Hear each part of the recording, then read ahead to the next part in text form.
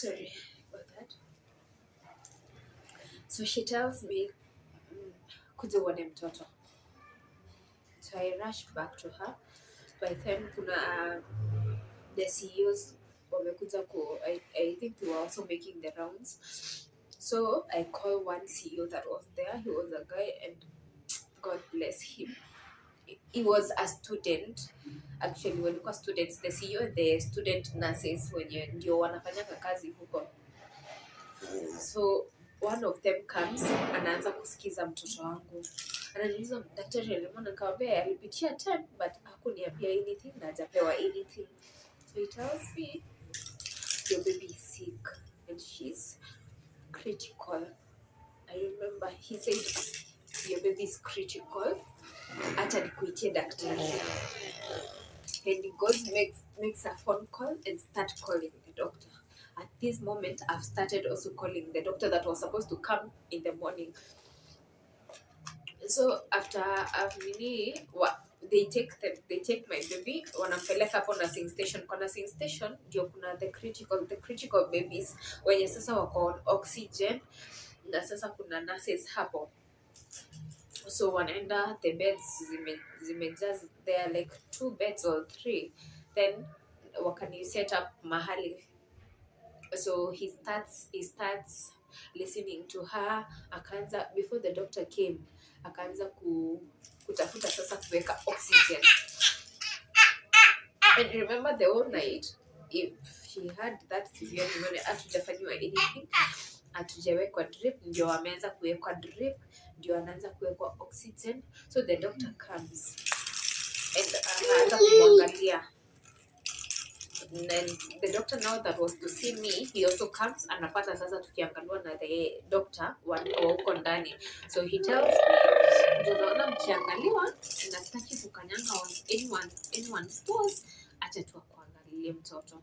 So me at this moment, I'm just there, I'm calling my sister, I'm calling people. So anaanza kuangaliwa, daktari please, kuna vipimo, kama uko na mtu. I remember the grandmother had already come. Then kuna mtu unaweza tumana huko nje juu they don't do that test hapo general, aende akapimiwe. So I'm like, ni sawa, anatolewa damu, anaenda kupimwa. I think it was for the kidneys. Yeah, hizo kuna there is a name but I can't remember. So he asked shamelessly, huyu ni ule mtoto niliona usiku?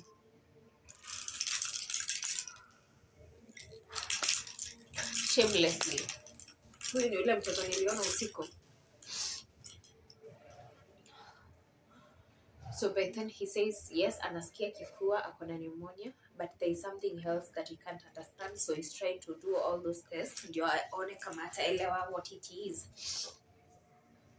Remember now Maxine ndio amewekwa kwa oxygen, ndio amewekwa drip, ndio ako hapo. She is not responsive, she is not moving, she is not doing anything. I haven't seen her open her eyes, nothing. So I tell the doctor, I think vipimo zilikuja. Then I gave the CEO nikamwambia, akaniambia ningoje daktari ndio aniambia what they say, because I don't, of course when hizi vitu zinaandikangwa you don't understand. But I tell him, kuna niambia tu what they say. Anasema yeye anaona the kidneys za Maxine ziko sawa, her lungs are okay. Ni hiyo tu, hiyo pneumonia, the congestion ilikuwa inaonekana. So tukakaa, I'm just standing over her, just watching her. Kuna the students from Kemu pia, they were helping kuangalia, kunipea the hope. It gets to 1 around 12:30 ndio watu wanaanza kutembelewa. So my mother is there, my sister, her dad comes. Then oxygen za general ziko on the wall where you see hakuna kale ka reading, that machine that reads and beeps. They are just kwa walls na bubble. So the dad asks, anakuja na anauliza na si hii inapaswa kuwa ina bubble kama zile zingine what's happening. Namwambia mimi sijui. At that moment I don't even know how to talk, sijui anything. And then at that moment I had asked for a referral. Nikamwambia wa stabilize mtoto wangu wanifanyie referral. Then I was told siwezi pewa ambulance ya general unless kama naenda, if I'm going to a private hospital siwezi pewa ambulance unless if naenda Kenyatta. So I start looking for an ambulance nje. Mimi najua ambulance kutoka wapi? Najua kuna ambulances and I was clueless. So the dad asks the nurse, mbona hii haifanyi ama hii haibubble? Nurse ndio anakuja kuangalia akapata tumeweka mask ya oxygen. Oxygen haifanyi. I don't know if it's the right term, but haifanyi. So my baby is not getting the oxygen that she needs. So they start checking the others, wanapata sijui kama ni plant yote ilikuwa imefail, hata hizo zingine hazifanyi. So they bring in ile mtungi kubwa, ile ya kutoa gas kama ya gas. Now they start connecting such that I remember there were 2 kids there and there was Maxine. They were on oxygen too and there is Maxine. So they want this one tank ikarabatiwe itolewe oxygen yenye itatumika na huyu mtoto mmoja, huyu mwingine na Maxine. So Maxine amemoviwa hata karibu na bed. Actually she was in the bed ya huyo mtoto mwingine, wamewekwa hapo. And it wasn't enough. Honestly, it wasn't enough. So she would struggle to breathe. Ametolewa tungu, unaona chest ina raise. Anakaka. At one moment I thought she wasn't even breathing because I think she was struggling to take in air. So unaona tu rib cage yake inapanda, inakaka, then inashuka. Like, it was horrible. And I remember one nurse asking me, mbona nataka kuchange mtoto hospitali? Huoni venye mtoto ako mgonjwa? And I'm like, I came here yesterday. What have you done to her? Angekuwa mgonjwa hivyo mngekuwa mlishamshughulikia. So my sister starts making calls. Everyone is making calls to people who know, can advise us on where to get an ambulance. Fortunately, we get an ambulance from Gedongo, but aina kuna vitu aina, so it has to go to Kerua. By then, the waiting period. Nasikia kama at any minute spent, I was mad at the father for taking long. I was mad at everyone for just taking long because I could see my baby struggling and my baby was going. So we get an ambulance. It comes late, around 5. By then nimeshamaliza the kusign hizo mabarua where they say if you're going to ask for discharge, and we haven't, it's on your own will, you have to sign saying that our responsible for anything that happens. But I was glad because they didn't do anything for me even when I was there. So we get an ambulance and I asked for a gurney so that I can take her juu sasa kutoka kwa ward ya watoto to where the ambulance is, it's quite a distance. Nilinyimwa hata gurney. There was no gurney. There is no oxygen that can take her from there. Already oxygen hata haiko. So a nurse says, mtu achukue mtoto akimbia na yeye. Oh my God. You know how God deals with people? Like at that moment you can't do anything, but trust you me, Mungu alalangi. So my sister takes my baby and she literally runs, holding her like this. She runs to the ambulance. Kwa ambulance, I'm with my mom. Sis anabaki behind. By that time, I remember I had called, we were going to Kobo. I knew these students that I had met. Nikuwa pregnant and we just clicked. And we were friends. So she's called Jerry. Jerry, I know you might watch this, so thank you for being there for us that whole period. So I called her. She was not in the hospital at that moment, but she organized. She called someone to organize the cardiology to wait for us. So when we got to Kobo, someone was waiting for us. So I get to the ambulance. It's me, and I have to pay a nurse because the ambulance didn't come with someone. So I have to pay a nurse so that we can be. I, I was told I can't go without a nurse. So I just found someone and just paid them so that we could go. They were two. And I remember during that journey, my baby convulsed 3 times. 3 times on our way to hospital. The jam. Kumbuka being stuck kwa jam and cars wouldn't move. They wouldn't move for this ambulance. So I no longer ambulance and I get what is it called? I remember that day where gari hazikuwa zinaondoka and it was so terrible. Nilikuwa nasikia kama naweza toka niwaambie tafadhali tupisheni. So it took us a while to get to hospital. Then the dad had followed us behind na gari yake. So we get to hospital. As I said, Jerry had already organized, so we are received very quickly, very nicely. Like she's just taken akapelekwa akapimwa oxygen. Like within 2 minutes, Maxine was on oxygen. Maxine alikuwa amewekwa the cannula, sasa ndio awekwe maji because she hadn't eaten the whole night and that the whole morning because now it was already 5 then nikafungue mtu akafungue file, so I leave my baby with my mom, naenda kufungua file and the care that she was given there. If Maxine was given that care the moment we went to hospital, this wouldn't have happened. Again, for the CEO who saw us that previous night, I had taken her to hospital. If this CEO was, I don't know, competent enough, if maybe nilisikia hiyo kifua ya mtoto si mzuri, wacha nimpeleke hospitali, na akamsikiza kifua and she had severe pneumonia. 24 hours hazijaisha, 12 hours hazijaisha before we are diagnosed with severe pneumonia. Wouldn't he have felt something that congestion iko too much? It's not just pneumonia, it's severe. So we are admitted in Kobo. Tunapelekwa the critical ward. Maxine is under observation. Maxine is under oxygen.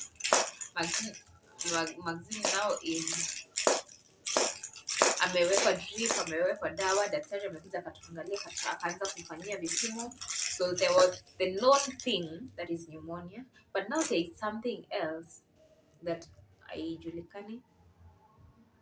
So we start the journey again. At least there, I felt like she was being taken care of, and she was being taken care of. I had people that loved Maxine. I had people Jerry had called people like ende uangalie huyo mtoto. She had organized nurses from inside. Every single day I had people come to see me, courtesy of her sending people to come see me, because if she wasn't there she would just send someone. So Maxine was a known name in Kobo. I'm pretty sure even now they remember, just that the students who are there, they just graduated and went. There's some who we communicate till date. She was this child who was very sick, but she was being taken care of well. So we say the first day, there is that. The second day, the doctor still, there is something that they don't understand. So she's done for the meningitis test, which is, you didn't want to watch that water that is taken from the back. Hey, the procedure, it's not for the faint-hearted. The meningitis results come back. Maxine doesn't have meningitis, it's just the cold, and she's being treated for the cold. after some time, doctor says, I think it was after 4 days. 4 days she's unresponsive. By then she's being fed, amewekwa tubes, anapigiwa via tubes because he afanyi much. If she wakes up, she just opens her eyes. I'll try and insert some pictures of her here of when we were in Congo. She was being fed na pipes. Ako tu. And the doctors are trying to know she's being treated for the pneumonia, but yet she's not responding. What could be the problem? So wanasema we go for inaitwaje, head scan. And so the head scan inabidi mtu alipie before see ati iwekwe kwa the analysis, ulipie ukidischargiwa. So nauliza ni ngapi, na mwezi 7K. So I called the guy, nitumia 7K sahi naenda scan. We go for the scan. It shows nothing. So they were asking kama aliangushwa akagonga kichwa, but it shows nothing. The 5th day comes. We're still in Kobo Hospital. And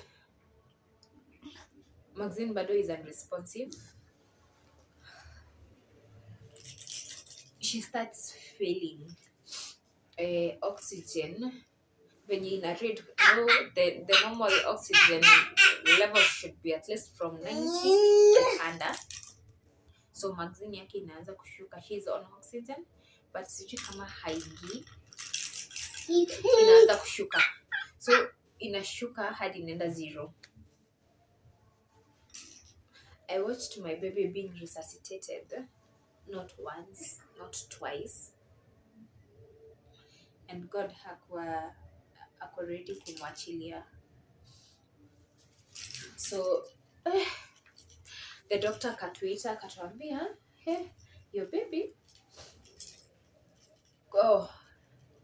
Before that, I remember after the oxygen ilianza kufail, wakaanza kusema anahitaji kusaidiwa kupumua because bado ako na difficulty in breathing.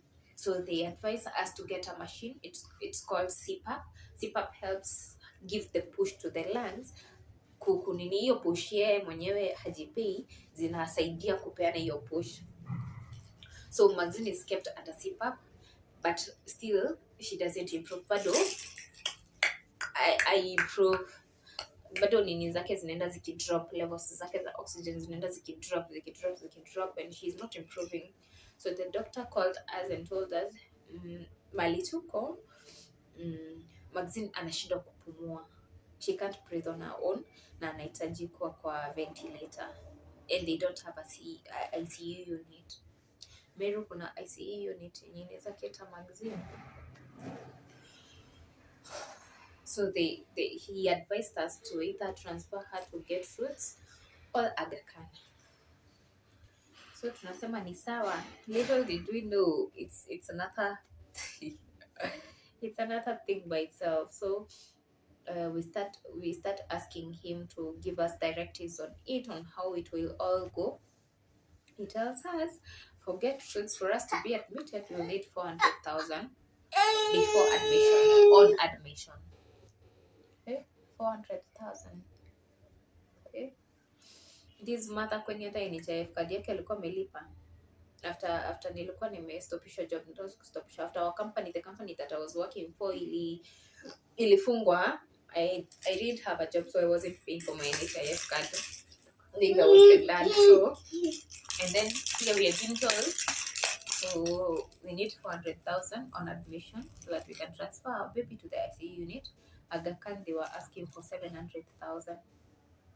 So we started asking and calling for other options that were available. Tukapata Outspan Nyeri ilikuwa imejaa ICU unit, and then another thing, ICU units, I think pediatric ICU units za watoto ni kidogo sana. The NICU si nyingi sana Kenya that are fully equipped. So the hospitals that we were calling, Kenyatta private ward ilikuwa imejaa, Kijabe ilikuwa pia imejaa. Like we called many hospital. Kuna hospital moja hata ilituambia iko nayo, but later on when I was now in Mpisha we realized hakukuwa nayo because we found a baby ameletwa huku because yao haikuwa nayo. So we're looking for a cheaper option, a cheaper option and a very good option now because mali tumefika tuko place mbaya. So we land on Mpisha. Mpisha was asking for 250,000. At least unaona pesa imeenda ikishuka 250,000. I remember that day because after she started the ameanza kufail, it didn't take a long process for the doctor to just now tell us, hey, your baby needs a ventilation, your baby needs to be transferred. So it didn't take long. I remember in hospital we were with my mother, my her grandmother, the dad, my friends, other friends, tulikuwa tumejaa hospitali. So we tumeshuka. Mpisha iko na 250. Bado tunatafuta. Hey, I remember that night that tuliambiwa historia asubuhi. So the whole day we've been trying to call and look for hospitals. Then hiyo jioni I couldn't stay with Maxine.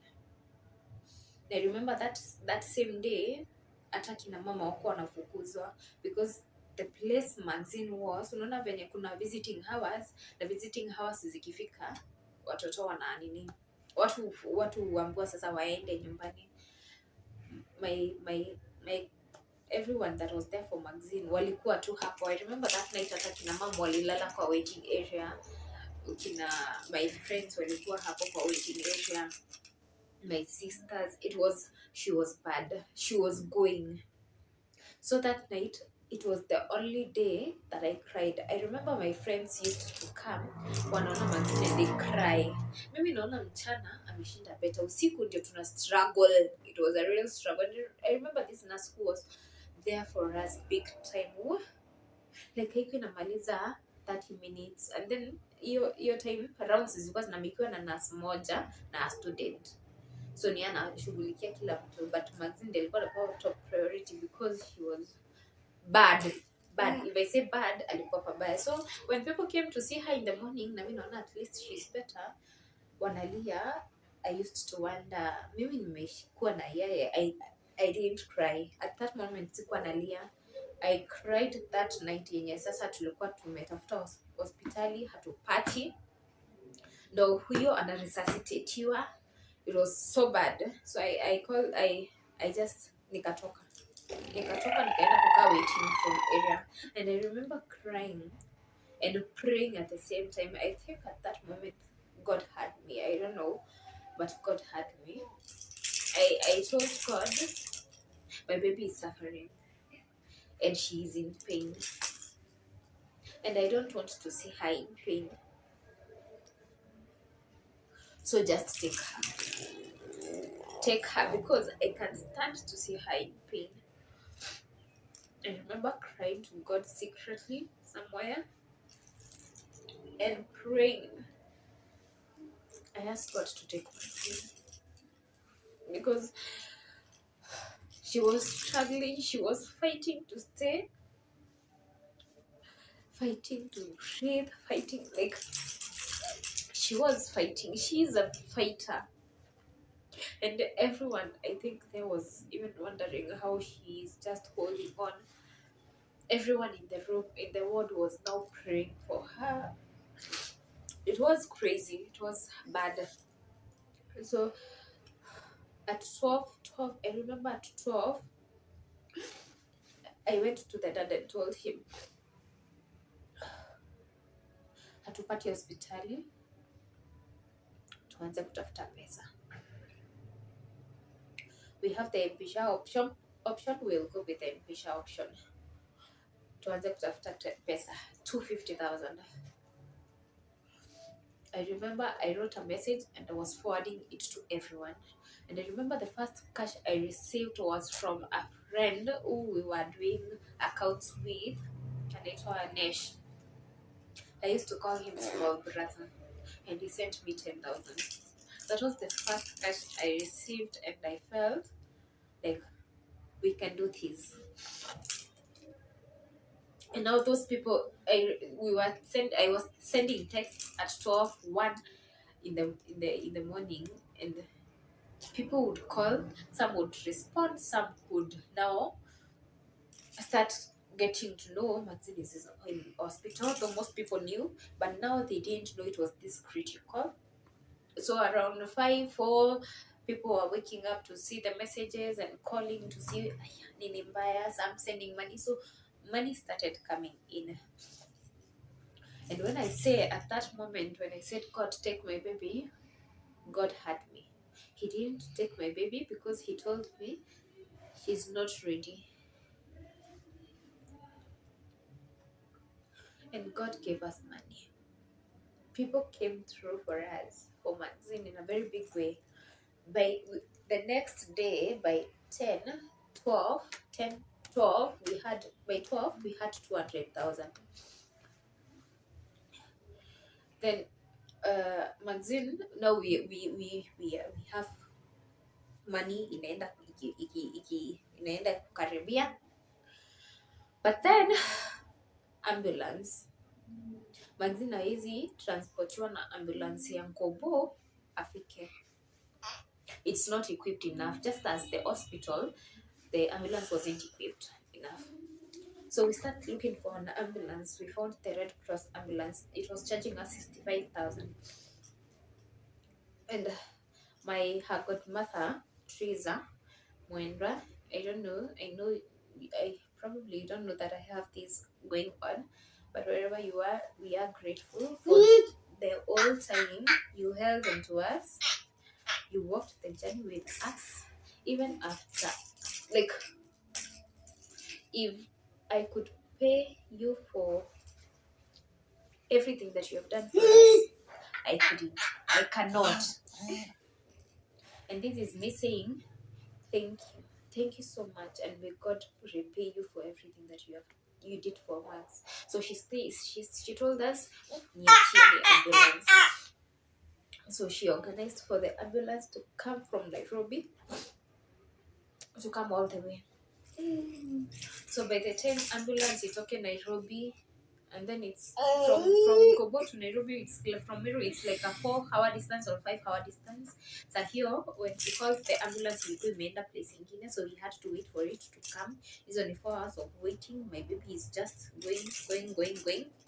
So ambulance ilikuwa inafika Meru, Nkobo Hospital usiku.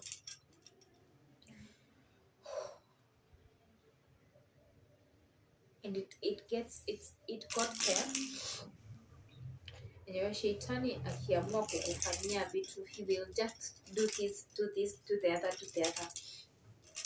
Gani ikakuja, it had 2 very qualified professional nurses. Oh my God, they are trained, and they're trained well. So they come, they look at Maxine, they start checking up on her. Wanasema hawezi mchukua kama hajafanyiwa intubation. Intubation, it's like a hole, I think, inatobolewa mahali hapo, so that it allows her to be able to breathe or something. So we have to look for a doctor. Daktari aitwe mali yako akuze kwenye Maxine intubation. It was a painful process to watch. I am in the room. My brother is at the corner crying. Her dad, men are not strong. Ako mahali. Even he's not being told what's going on because ako. And it was a painful experience for everyone. So the machine that Maxine was using and the one that the ambulance was using, as it was in a connect, so took out. It was a whole thing. Like, we stayed for over an hour before Maxine was being able to transfer, to be transferred from her gurney now to the ambulance. Over 1 hour. And I remember this woman who was in the ward, she was praying and praying over Maxine. My mother was praying over her because now you could see clearly Shetani alikuwa anakata na mtoto. Like, he wanted Maxine, but God alikuwa ameshasema it's not gonna happen. So we stayed and everything worked out at the end. I insert some pictures there. Sahi hata sina manguo, but that was the least of my concern. My sister brought me some. So tukaenda kwa ambulance. The dad akasema atatufuata na gari. Then my mom akaketi mbele, mimi nikasema lazima it's just me and my baby. Like all through it was me and her. So mom akakaa mbele kwa ambulance, mimi nikakaa nyuma na Maxine. Before we went, I remember Maxine alikuwa amekuja hata akaombewa na father. We are Catholics, as I said in my introduction video. Akapakwa hata mafuta, and I remember the dad akikataa hiyo story because I think he saw kama anapakwa mafuta she's going, but aliombewa akapakwa mafuta. The sisters walikuwa hapo. I remember them praying over us. Hiyo time tulikuwa tunaenda, remember now ni usiku, but they just stood by us. Tulikuwa watu wengi, people knew Maxine in that hospital. Unfortunately walikuwa wanajulikana not in a good way, because sickness, it's never easy for anyone. I remember hiyo time nilianza kuona Maxine is going. I remember Maxine was coming from I just broke down. Nikaenda the first time I'm saying I broke down, nikitoka napatana na mamangu ndiye anakuja. I remember my mom saw me and she started crying.